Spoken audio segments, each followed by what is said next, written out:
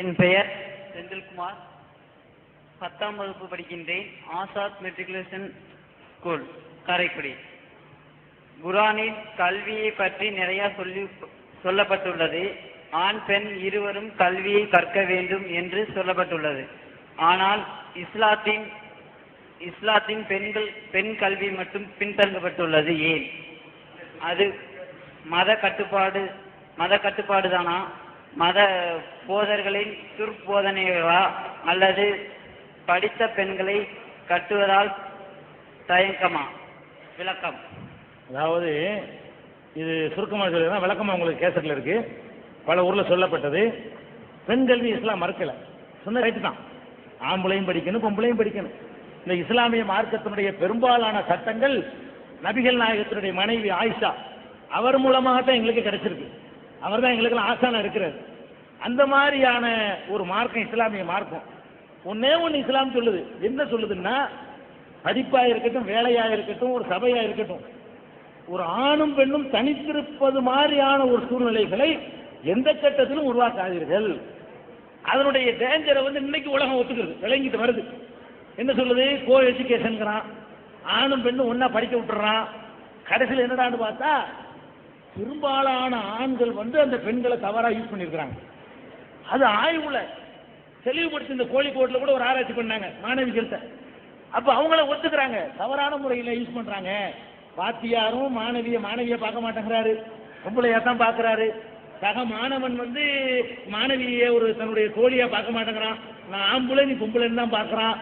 ஒரு மதகுரு இருக்கிறாரு, அவர் கூட தன்னுடைய சிசிய கோழியா இருக்கிற ஒரு பெண்ணை சிசியன்னு பார்க்க மாட்டேங்கிறாரு. நான் ஆம்பளை நீ பொம்பளை. சந்தர்ப்பம் கிடைக்கும் போது, சந்தர்ப்பம் இல்லைன்னா எல்லா விஷயம் போட்டுக்கலாம். ரெண்டு பேரும் தனியா இருக்கிற நேரம் வச்சுன்னு வைங்களேன், அப்படித்தான் இருக்கிறாரு. இதுல யாரும் விதிவிலக்கா இல்லை, படித்தவர்கள் படிக்காதவர்கள் எந்த வேறுபாடும் இல்லை. அப்படி இருக்கிறதுனால உரிமை சுதந்திரங்கிற பேர்ல இழந்துட்டாங்கன்னு சொன்னா பெண்ணுக்கு தான் பாதுகாப்பு போயிடும். கூட்டிக்கிட்டு போறான், ஒரு ஆசை காட்டணும்னு இவன் எல்லாத்தையும் விட்டு ஓடி போயிடறான். தாய் தாப்பெல்லாம் விட்டுட்டு அவன் கொடைக்கானல்ல ஒரு 3 நாள் வச்சுட்டு ஓடி போயிடறான். கொடைக்கானல்ல கொண்டு 3 நாள் அனுபவிச்சுட்டு இங்கே இந்த வர்றேன்னு போனான். இப்படி விடப்பட்ட அபலை பெண்கள் எத்தனை பேர்? இதுக்கு என்ன காரணம்? இதுக்கு என்ன காரணம்ங்கிறேன். அவர்கள் சின்ன வயசுலேயே மெச்சூரிட்டி ஆகிடுறாங்க, ஆண்கள் கொஞ்சம் லேட் ஆகுறாங்க. அப்படி இருக்கிறதுனால அந்த பலவீனத்தை அவன் யூஸ் பண்ணிக்கிட்டு என்ன பண்றான், ஆண்கள் நிறைய ஏமாத்திடுறான். கைவிடப்பட்டவர்கள் எவ்வளவு பேர் இருக்காங்கன்னு நினைக்கிறேன், கொஞ்சம் நெஞ்சு பேரா? கல்யாணம் பண்றேன்னு வாக்களிச்சுட்டு ஏமாற்றப்பட்ட அபலை பெண்கள் 100க்கு 25 இருக்கும். அவ்வளவு நடந்துகிட்டு இருக்குது. இது எல்லாராலும் யாரால ஏமாற்றப்படுறாங்க? சொந்தக்காரங்களால, கூட படிக்கிற மாணவர்களால, படிச்சு தர்ற ஆசிரியர்களால, பக்கத்து வீட்டுக்காரர்களால, இது மதகுருமார்களால. இப்படித்தான் நடந்துகிட்டு இருக்கு. இப்ப இதுல இருந்து தப்பிக்கணும்னு சொன்னா ஆண்கள் தனியா படிங்க, பெண்கள் தனியா படிங்க. பெண்களுக்குன்னு தனி கல்வி குணம் ஏற்படுத்துங்க. பெண்களுக்கு எல்லாத்தையும் விட பாதுகாப்பு முக்கியம். அவர்களை பலவீனப்படுத்திட்டு போயிட்டான்னு சொன்னா நாளை அவங்களுடைய எதிர்காலம் இருந்து போயிடும். நம்ம இருக்கிற சமூக அமைப்புல இருந்துகிட்டு சிந்திக்கணும். இந்த சமூக அமைப்புல அவர்கள் பாதுகாப்பா கண்ணியமா இருக்கணும்னு சொன்னா ஆண்களோட சேர்த்து விட்டுறக்கூடிய ஒரு நிலைமையை தவிர்க்கணும். அதனால பெண்களுக்கு எத்தனை கல்வி கூடங்களை இஸ்லாமிய சமுதாயத்தில் உண்டாக்கி அழகா படிச்சுட்டு இருக்கிறாங்க.